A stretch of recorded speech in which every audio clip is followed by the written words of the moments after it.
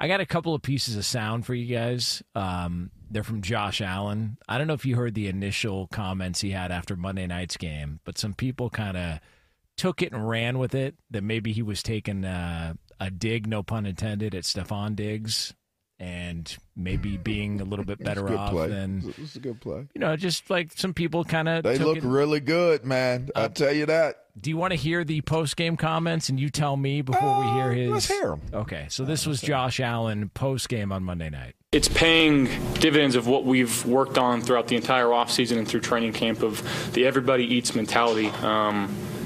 And again, it could be your play, this play. You never know when it's going to happen, and that's the beauty of it. When guys get to buy into this and really understand, like, I may not get the ball 4 or 5 times thrown to me a game, but the 1 or 2 times I do, I'm going to have opportunities to be in the end zone. And, it's a fun and wonderful thing when you got a bunch of guys that don't care about the stats, they don't care about the touchdowns. And, again, I think throughout practice we've just had this mindset of, like, hey, let's just do things the right way and find ways to win football games. So that was the comment. 100% a swipe. Okay. It's 100% a swipe. I do. But at the same time, I mean, but here's the reality of that is when you feel that release of pressure that's coming from somebody who has that type of influence over you as a singular person and over your entire locker room as a person, then once that's alleviated, you feel it. Like, it feels very different when that energy is removed. And that's all. I mean, whether it was intended to be a direct shot at Stefon Diggs or not, he's basically telling you his truth. That's what I would say in this matter. He feels as though they're able to operate. He's able to operate at a higher level because he's not, every single time he walks up to the line of scrimmage, he's not looking at Stefon Diggs like, I got to get the ball to Stefon. Like, he's not in practice like, I got to get the ball to Stefon. He can actually operate and be freely who he wants to be as an athlete, as a player, as a leader in those moments, because you don't have that lingering, like, over top of you weight of knowing that if you do not look for Stefon Diggs in this moment, what you're going to have to deal with and the energy of it. And then everybody else, what do you think the other players are thinking? Like, well, I know it's going to Stefon. I know he's looking for Stefon. I'm going to run my route. I'm going to do what I need to do. But I know the ball he's going to try to get it to Stefon. And then when you try to get it to Stefon and the coverage is on him and it's not open for him, now he's got to try to scramble and run and move around. And then Stefon's still upset that you didn't try to get him the ball in that moment. It's just, I'm certain, and it looks like this is a team that's playing more relaxed, more confident, and more together than what they have. I mean, they look better right now than what they probably did in the past years with Stefon Diggs. I mean, it is early, though. It's early, but it's still different. It's a bit early. They beat Jacksonville, who's 0-3. They beat a Miami team, drummed them, by the way, that lost Tua. Maybe it wouldn't have mattered. They barely beat an Arizona team that is improved. Jonas will be the first to tell you that, but I don't know that they're going to be a playoff contender or team. I think this is really the first week where they'll be somewhat challenged. Granted, Baltimore's 1-2, but they're still a very good team. They go Baltimore, at Houston, at New York, the New York Jets. This 3-week stint, I think, is going to test them, one, from playing against better defenses, but two, whether or not they need that go-to guy. Because here's the thing is, when you're playing in 2 games the last couple of weeks that are just blowouts, it really doesn't matter. You can spread the football around. Joe Brady can call whatever plays he wants. But when it's tight and you need to play on third down, you need to play in the red zone, you need to play at the end of the game, you need that guy. You need that difference maker. So it's all good and fun now when you're blowing teams out. But once you get to those tighter games, you need someone to be able to step up and separate. I don't think that Buffalo has been put in that position yet this season. I think they're going to be one of the next 3 weeks coming up. And so I don't know if it's a shot or not. I could care less, to be honest. But I would say this, like schematically, any team I've been a part of, at least that I should say that I was a part of at the NFL level, when we would talk about, oh, we're going to spread the ball, I'm like, okay, that means we got no faith in one guy being able to go make that play.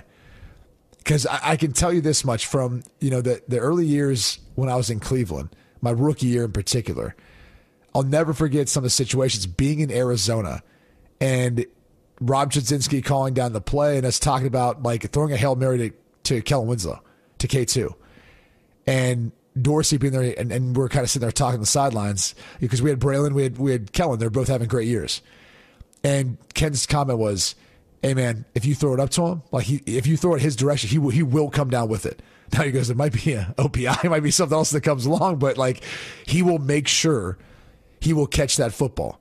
And he did. And it was right on the sidelines. I thought he got 2 feet in. It didn't look like he did, based on the ref's opinion of the play. But the point is, like, he came down with it. Like, threw it up in traffic. A bunch of people came down with it. You got to be able to have guys like that. And when you don't in the NFL, in this league, it doesn't usually work out well in tight games, right? If Kansas City needs a play, they're going to find a way to get into Kelsey. That's just how it works.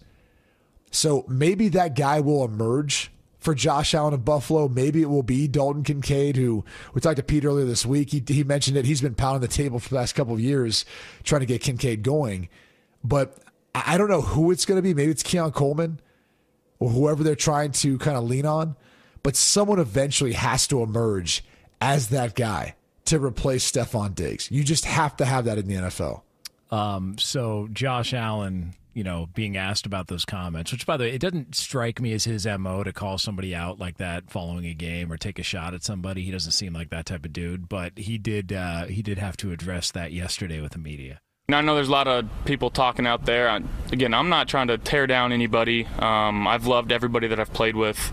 And you don't have to tear other people down to build each other up. And, we're building each other up right now, and that's all we're trying to do. We're trying to stay together as a team, and we're really caring about each other. And, everybody in this building's got that feeling. What do you mean by that? You know what I mean. You know what I mean. Whether it's former players, and again, I love 14. I still do. But everyone wants to keep making this thing a thing, and we're so focused on what's going on inside of our building, and that's the only thing that we're caring about right now. Take that, VAR. Even called him 14.